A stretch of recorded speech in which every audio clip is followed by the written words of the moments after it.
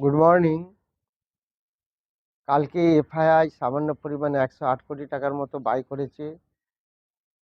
Nifty আজকেও সামান্য নেগেটিভে থাকার মতো পজিশনে আছে, বিকজ দেখা যাচ্ছে এশিয়ান মার্কেট, হ্যাংসেং, নিক্কি সমস্ত মার্কেটই প্রায় সাংঘাই মাইনাসে আছে, এবং আমেরিকার মার্কেটে আইটি স্টক ক্র্যাশ করে যাওয়ার জন্য ন্যাসড্যাকও কালকে সব মাইনাসে বন্ধ হয়েছে।